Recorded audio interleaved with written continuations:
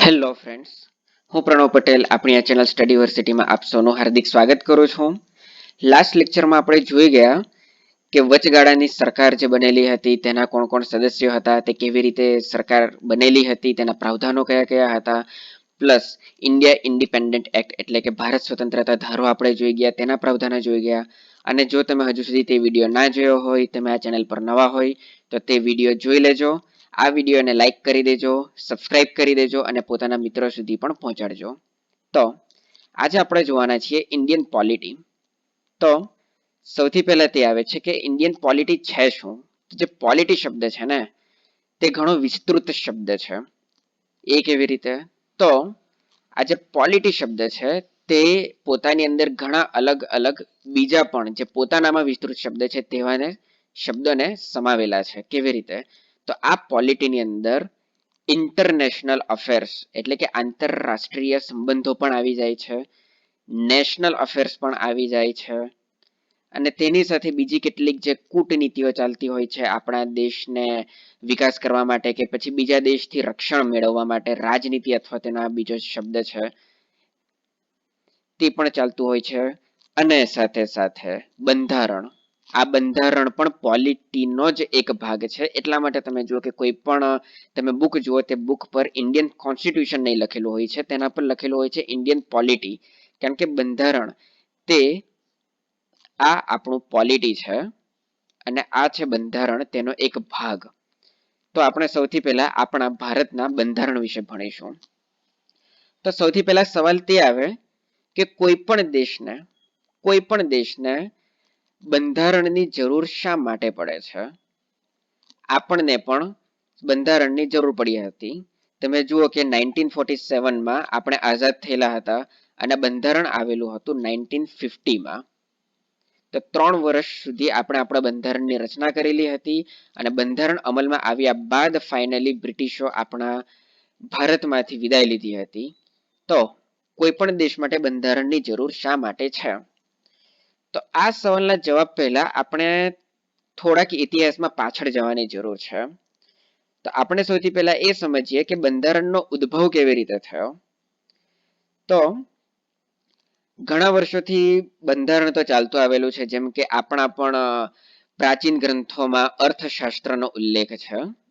અર્થશાસ્ત્ર જે તમને ખબર જ હશે, ચાણક્ય દ્વારા લખવામાં આવેલું હતું. તે સમયે કેવી હતી સિસ્ટમ? તો તે સમયે બંધારણ લિખિત તો હતું, બંધારણ પણ હતું, પણ તે સમયે કેન્દ્રીયકરણ હતું. હવે કેન્દ્રીયકરણ એટલે શું? તો તે સમયે રાજાશાહી હતી. શું હતી? રાજાશાહી.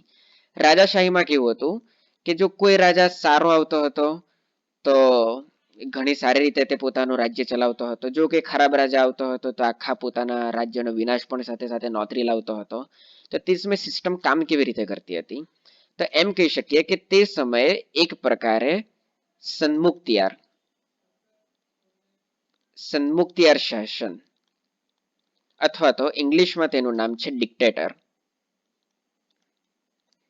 ડિક્ટેટરશિપ તે સમયે ચાલતી હતી. તેની અંદર શું હતું? તો તેની અંદર એક પ્રકારે રાજાના મૂડ પર આધાર રાખતો હતો. એટલે કે તેનો મૂડ થઈ ગયો કે ઓકે, કોઈ કોઈનું કતલ કરીને આવેલા છે તો તેને માત્ર 1 વર્ષની સજા આપવી છે, કારણ કે તે ઘણા સારા મૂડમાં છે તો તેને માત્ર 1 વર્ષની સજા આપશે.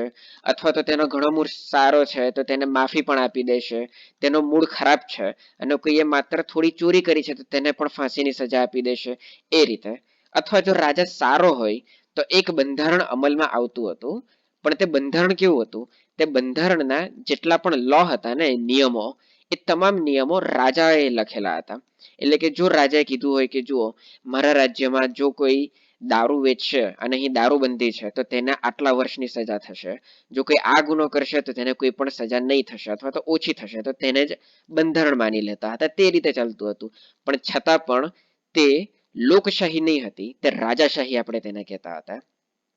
અને ઇંગ્લિશમાં તેને કહેવામાં આવે છે, ઇંગ્લિશ નહીં, પ્રાચીન લેટિન ભાષામાં એને કહેવામાં આવે છે રેક્સ લેક્સ. આ એક લેટિન શબ્દ છે, લેટિન ભાષાનો. ઇંગ્લિશમાં તેનો મતલબ થાય king is the law. King is the law એટલે કે રાજા જ કાનૂન છે. તમે પેલો ડાયલોગ સાંભળેલો હશે કે હમ હી કાનૂન હૈ યહાં કે. તો તે સમયે રાજા જ કાનૂન હતા. રાજા જે કહેતા હતા તે પથ્થરની લકીર બની જતું અને બધાએ તેની વાત માનવી પડતી હતી. તો આને કહેવામાં આવે છે કેન્દ્રીયકરણ. કેન્દ્રીયકરણ એટલે કે કેન્દ્ર. કેન્દ્રમાં જ તમામ સત્તા. માની લો કે અહીંયા તમામ પાવર છે. કોઈ પણ એક રાજ્ય છે તેનો પાવર આ છે. તો આ હતો રાજા. માત્ર એક વ્યક્તિ જેના હાથ નીચે તમામ પાવર હતો.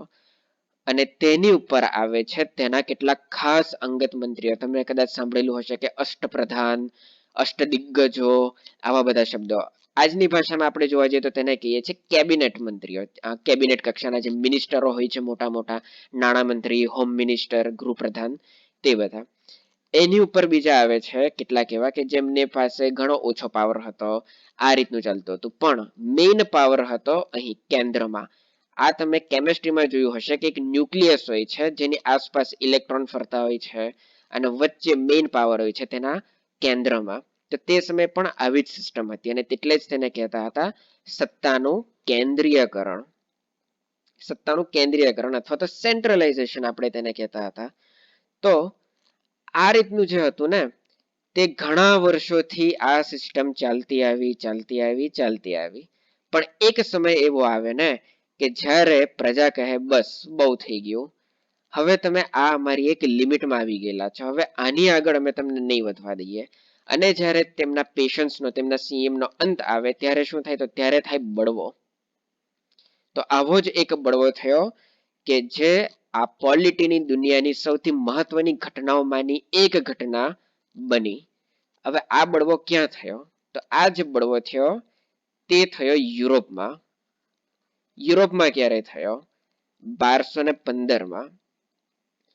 ત્યાંના લોકોએ, ત્યાંના જે રિબેલિયન્સ હતા તેમણે પોતાના રાજાના અગેન્સ્ટમાં બળવો કરી દીધો કે હવેથી તમારી આ રાજાશાહી, તમારી આ ડિક્ટેટરશિપ નહીં ચાલશે. હવેથી અમારો પાવર હશે અથવા તો અમારી કેટલીક માંગો છે તે માંગોને તમે પૂરી કરો.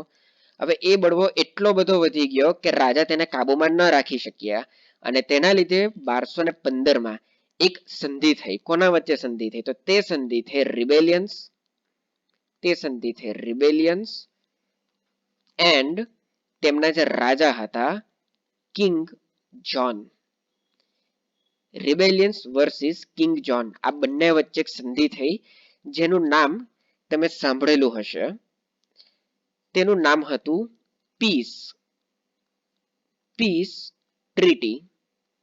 ટ્રીટીનો મતલબ થાય છે સંધિ. પીસ એટલે કે શાંતિ, એટલે કે શાંતિ સમજોતા. ના સર, આનું નામ તમે કોઈ દિવસ નથી સાંભળ્યું. વાંધો નહીં.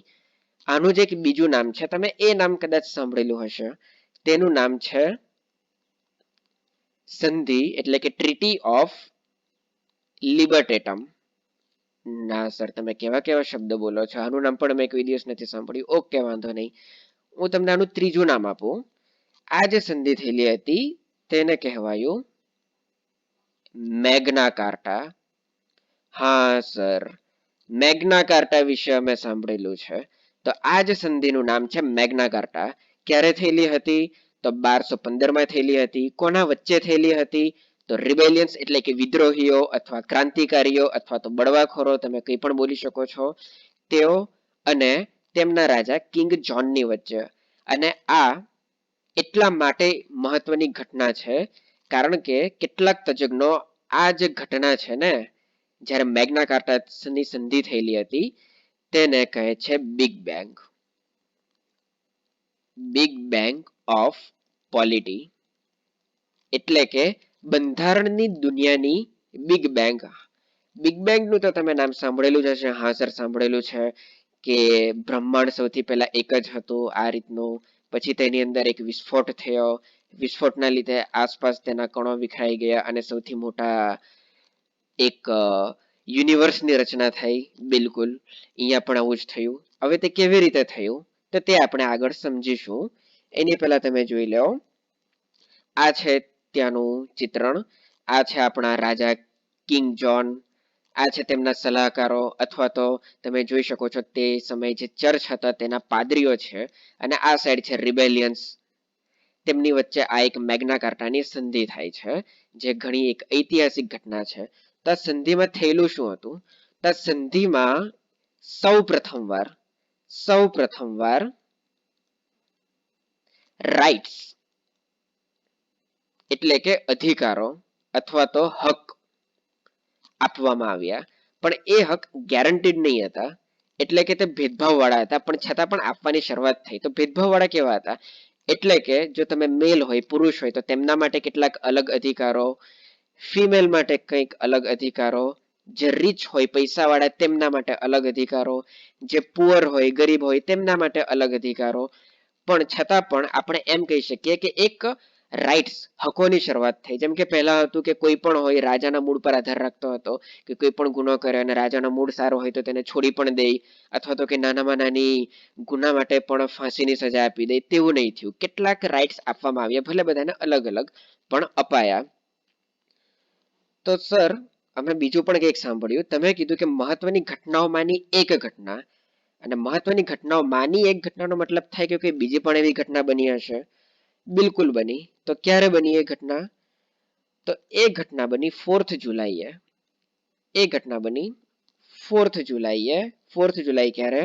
તો 1776 ત્યારે શું થયેલું હતું? ત્યારે એક નવો દેશ અસ્તિત્વમાં આવેલો હતો, જેનું નામ હતું યુનાઇટેડ સ્ટેટ્સ ઓફ અમેરિકા. હા સર, સાંભળીએ છીએ અમે ડોનાલ્ડ ટ્રમ્પ બાબા. તો તે સમયે શું ખાસ થયેલું હતું? તે સમયે ખાસ એ થયેલું હતું કે જ્યારે આ યુનાઇટેડ સ્ટેટ્સ ઓફ અમેરિકા અસ્તિત્વમાં આવેલો ને, તેમણે સૌ પ્રથમવાર વિશ્વમાં પોતાનું એક લેખિત બંધારણ એટલે કે રિટન કોન્સ્ટિટ્યુશન ઇન્ટ્રોડ્યુસ કરેલું હતું. લિખિત બંધારણ એટલે કે હવેથી આ બંધારણમાં કોઈ પણ એક વ્યક્તિ કે કોઈ પણ એક ગ્રુપ પોતાનું મન ફાવે તે રીતે તેમાં કંઈ પણ છેડખાની ના કરી શકે, પોતાનું મનમાની ના કરી શકે. અને અહીંથી શરૂઆત થયેલી હતી વિકેન્દ્રીકરણની. તો લિખિત બંધારણ કેવી રીતે અસ્તિત્વમાં આવેલું હતું અને તેમાં શું હતું? તો તેની અંદર સૌ પ્રથમવાર, જેમ પહેલાની અંદર કેટલાક રાઇટ્સ આપવામાં આવેલા હતા, પણ તે તમામ રાઇટ્સ અલગ અલગ હતા. જેમ કે સ્ત્રી પુરુષ માટે અલગ નિયમો હતા, અમીર ગરીબ માટે અલગ અલગ નિયમો હતા. તેમ આની અંદર તેવું નહીં હતું. તેની અંદર કોઈ પણ નાગરિક હોય, ફરક નહીં પડે, તમે કોઈ પણ જાતના હોય, તમે કોઈ પણ ધર્મના હોય, તમારું જેન્ડર કોઈ પણ હોય, તમે પુરુષ હોય, સ્ત્રી હોય, અમીર હોય, ગરીબ હોય, ગમે ત્યાંથી હોય, તમારા માટેના જે રાઇટ્સ છે ને, તમારા માટેના જે હકો છે, તે તમામ હકો સેમ રહેશે, એક સરખા, તમામ બંધારણની નજરોમાં એક સરખા રહેશે. તો આ સૌથી મોટી એક ઘટના બની હતી બંધારણના ઇતિહાસમાં. અને આ જ દિવસથી શરૂઆત થઈ હતી સત્તાના વિકેન્દ્રીકરણથી.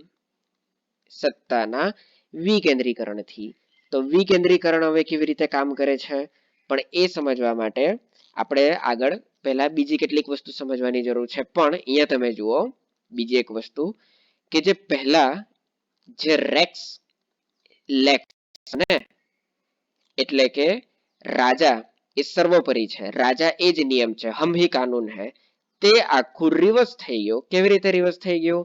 તો એ રિવર્સ થઈ ગયું લેક્સરેક્સ થી. એટલે કે હાલમાં આપણે અહીંયા લેક્સરેક્સ છે. બિલકુલ. લેક્સરેક્સ નો મતલબ શું થાય? તો લેક્સરેક્સ નો મતલબ થાય છે law is the king of kings. Law is the king of kings એટલે કે જે બંધારણ છે, જે કાનૂન છે, જે નિયમ છે, તે દરેક રાજાઓનો રાજા હોય, કોઈ પણ હોય, નિયમ એ સર્વોપરી છે.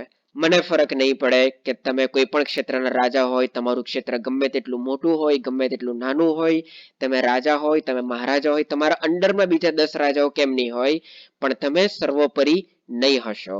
હવેથી સર્વોપરી હું હોઈશ, મારા જ નિયમો હશે. હું તમને પાવર આપું છું.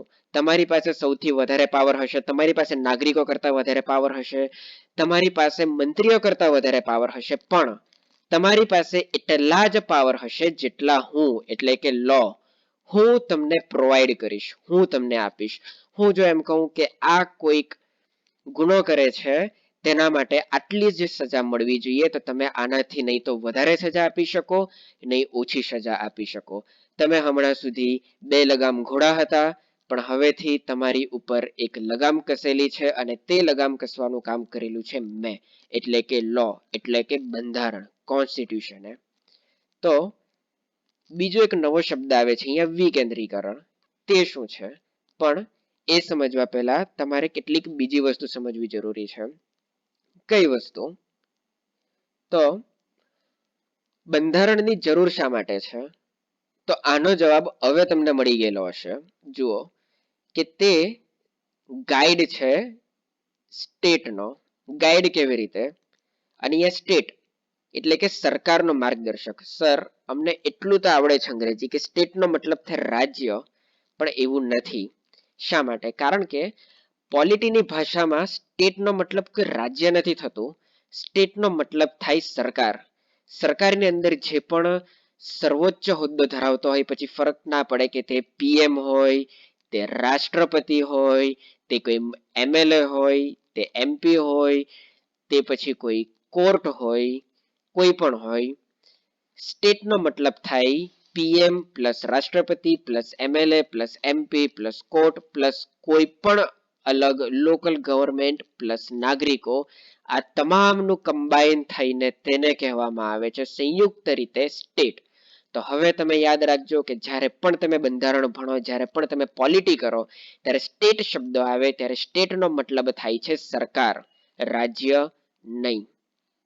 ઓકે. તો સરકાર કોઈ પણ જગ્યાએ ભૂલી જાય, કોઈ ભટકી જાય, કંઈ પણ કરે ત્યારે તેમને પોતાના પાવર, પોતાની સત્તા કેટલી સીમા છે, તેની સત્તાની તમે કેટલી સીમાની આગળ જઈ શકો છો, કેટલાની આગળ નથી જઈ શકતા, તેની માહિતી, તેનું માર્ગદર્શક આપવાનું કામ કરે છે બંધારણ. ઓકે. બીજું કામ શું છે? તો નાગરિકોની રક્ષા. તો નાગરિકોની રક્ષા કેવી રીતે? તો સ્ટેટ જે છે ને એ ઘણું દુષ્ટ પ્રાણી છે. કાલે ઉઠીને તેની ઈચ્છા થઈ ગઈ કે ઓકે ચાલો, હું જ્યારે એક સાદો હું સિવિલિયન હતો ત્યારે તે બહુ મોટો પંગો લીધેલો હતો મારી સાથે. તે મને એક પંચ મારેલો હતો, તે મને બહુ હેરાન કરેલો. હવે જ્યારે હું સ્ટેટનો પાર્ટ બની ગયેલો છું, હું કે ઓફિસર બની ગયેલો છું અથવા તો મંત્રી બની ગયેલો છું, તો હવે હું તને નહીં છોડું. તો આવું નહીં થઈ શકે. સ્ટેટ ગમે તેને ઈચ્છે પોતાની મનમરજી પ્રમાણે કોઈ પણ લીગલ રીઝન વગર નાગરિકોને હેરાન નહીં કરી શકે. નાગરિકોના ફંડામેન્ટલ રાઇટ્સને તેની સાથે તે છેડખાની નહીં કરી શકે. તો નાગરિકોની રક્ષા કરવાનું કામ, પછી ભલે તે સ્ટેટથી રક્ષા કરવી પડે, એક નાગરિકની બીજા નાગરિકથી રક્ષા કરવી પડે, કે કોઈક નાગરિકની કોઈ અન્ય દેશથી રક્ષા કરવી પડે, કંઈ પણ હોય, પણ તે નાગરિકોની રક્ષા કરવાનું કામ છે સ્ટેટનું. અને સ્ટેટથી પણ નાગરિકોની રક્ષા કરવાનું કામ છે બંધારણનું, કોન્સ્ટિટ્યુશનનું. તો હવે તમે સમજી શકો છો કોઈ પણ એક દેશ માટે તેનું બંધારણ કેટલું જરૂરી છે. અને જો તે બંધારણ એક આદર્શ બંધારણ ના હોય તો તેના નાગરિકોની શું હાલત થઈ શકે, તે સ્ટેટ તેના નાગરિકોને શું કરી શકે, અને તે દેશની પણ હાલત શું થઈ શકે. ત્રીજું શું કારણ છે, શું જરૂરત છે?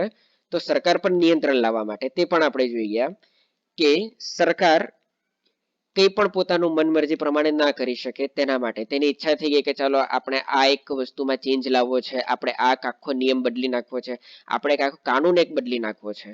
તો આપણે તે બદલી તો શકે, પણ એમને એમ નહીં કે ધારો કે આપણા માનનીય શ્રી નરેન્દ્રભાઈ મોદીને અચાનક સપનું આવી ગયું કે મારે એક એવો નિયમ લાવવો છે કે હવેથી ઇન્ડિયામાં હથિયારો લીગલ કરી દઈએ. હમણાં સુધી ઇલીગલ છે, તો તેવું નહીં કરી શકે. શા માટે નહીં કરી શકે? કારણ કે આપણું બંધારણ ના પાડે છે. તો તેણે જો બંધારણમાં કોઈ ચેન્જીસ કરવો હોય તો તેમણે એક ખરડો પસાર કરવો પડે, તે ખરડા પર સાઈન લેવી પડે, તેના પર વિચાર ચાલે, તેના પર રાષ્ટ્રપતિની સાઈન લે, એમ કરીને એક આખું એક પ્રોસીજર છે. તે પ્રોસીજર આખું જે રીતે બંધારણમાં લખેલું છે તે રીતે તે જ્યારે ફૂલફિલ થાય ત્યારે તે કોઈ પણ કાનૂન બનાવી શકે. તો તે રીતે તે સરકાર પર નિયંત્રણ લાવે છે. કોઈ પણ એક વ્યક્તિ કે કોઈ પણ એક માની લો કે જે આખી કેબિનેટ છે, તે કેબિનેટ પણ પોતાની મરજીથી કે પણ ચેન્જીસ ના કરી શકે. ઓકે. બીજું, તો it tells that state what state can do and what state can not do એટલે કે સરકાર શું કરી શકે છે અને સરકાર શું નથી કરી શકતી. તો સરકાર શું કરી શકે છે, તો સરકાર પોતાના દેશના વિકાસ માટે કેટલીક ઇન્ટરનેશનલ સંધિઓ કરી શકે છે, કેટલાક પોતાના જે નાગરિકો જે ગરીબ હોય, જે પુઅર હોય, જે બેકવર્ડ ક્લાસથી આવતા હોય તેમને ઉપર લાવવા માટે કેટલાક નિયમો બનાવી શકે છે, કેટલાક બીજા દેશોથી રક્ષા માટે કેટલાક કાનૂન બનાવી શકે છે, કે પણ તે કરી શકે છે.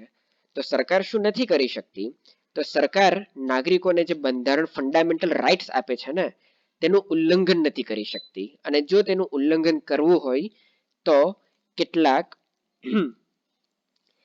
રિઝનેબલ ગ્રાઉન્ડ્સ પર જ તે કરી શકે છે. કેવા રિઝનેબલ ગ્રાઉન્ડ, તો જેમ કે તમે કોઈ ચોરી કરી છે, તમે કોઈનું મર્ડર કર્યું છે, તમે કોઈ જગ્યાએ ડકેતી કરી છે, તો સૌથી પહેલા તે સાબિત કરવું પડે છે કોર્ટમાં, તેના ખિલાફ સબૂત પ્રૂફ ભેગા કરવા પડે છે, એવિડન્સ ભેગા કરવા છે. અને ત્યાર પછી જ્યારે કોર્ટ તેને એપ્રુવ કરે અને જ્યારે કોર્ટ સજા આપે ત્યારે જ તમે તેના ફંડામેન્ટલ રાઇટ્સ લઈ શકો છો. ઓકે, તો આ તો વાત થઈ કે બંધારણની જરૂર શા માટે છે. હવે મને ખબર પડી ગઈ કે મારે એક દેશ બનાવવો છે, એક આદર્શ દેશ બનાવવો છે, અને તેના માટે આપણને બંધારણની જરૂર છે. પણ બંધારણ બનાવવું કેવી રીતે? બંધારણ એટલે કે કાયદો, નિયમ. તો કાયદો બનાવવાનો કેવી રીતે?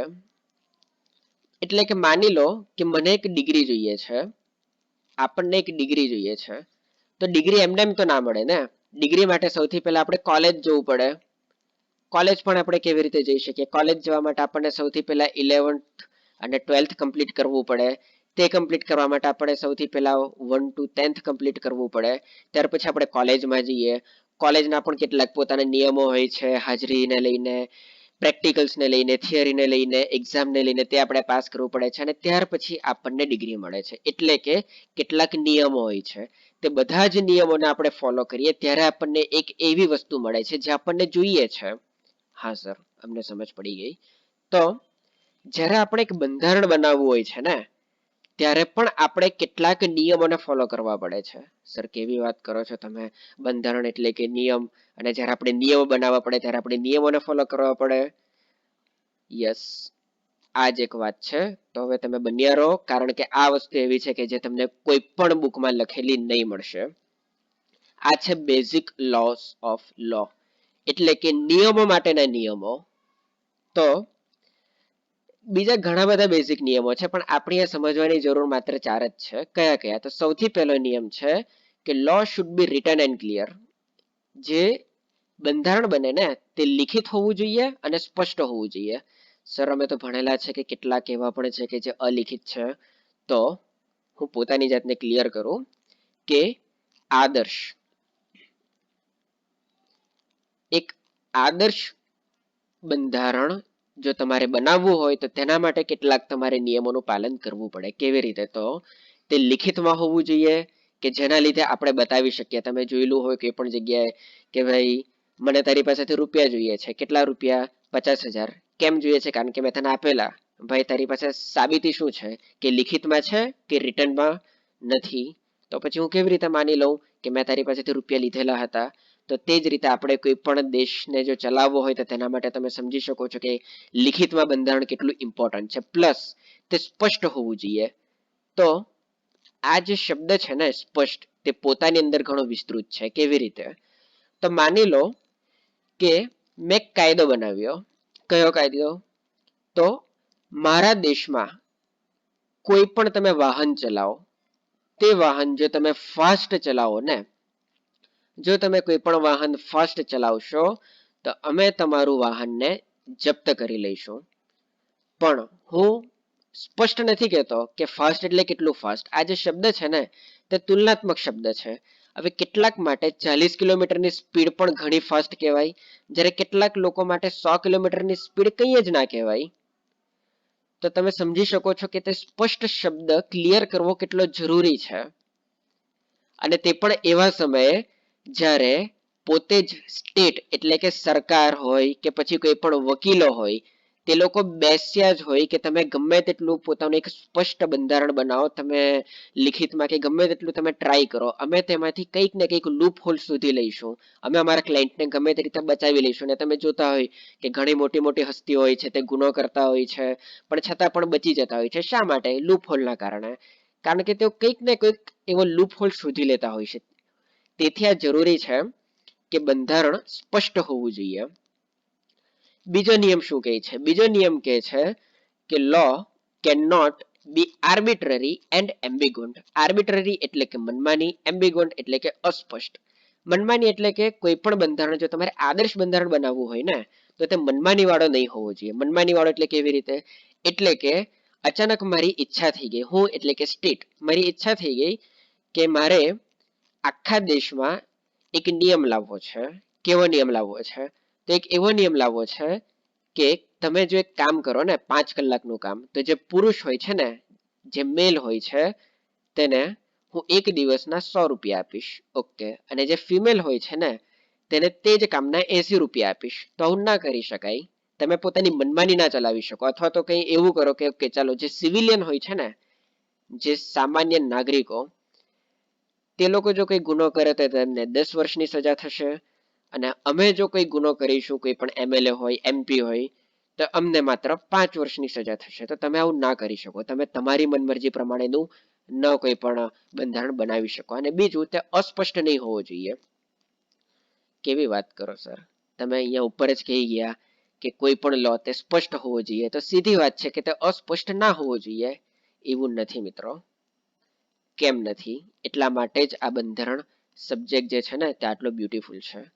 કારણ કે તમારા આ સવાલના જવાબ આપે છે ત્રીજો નિયમ. શું છે ત્રીજો નિયમ? ધેર્સ નો સિનોનિમ્સ ઇન લો.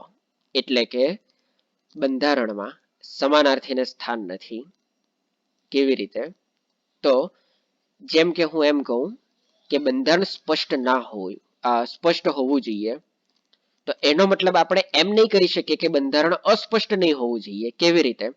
તો હું જો બંધારણમાં એમ લખું ને કે કોઈ પણ બોય આ પર્ટિક્યુલર એક ગુનો કરે તો તેને 5 વર્ષની સજા થશે. તો જ્યારે હું તેમાં એક બોય શબ્દ વાપરું ને ત્યારે તમે તેનો મતલબ કોઈ ટીનેજર ના કરી શકો. તમે તેનો મતલબ મેન ના કરી શકો. તમે તેનો મતલબ કે જેન્ટલમેન ના કરી શકો. તમે તેનો મતલબ કે બેબી બોય ના કરી શકો. તેનો મતલબ માત્ર બોય થાય. પ્લસ તમે એમ પણ નહીં કહી શકો કે જે બોય નથી. શા માટે? કારણ કે તેની અંદર એક નવી પણ કમ્યુનિટી છે, ટ્રાન્સજેન્ડર હોય.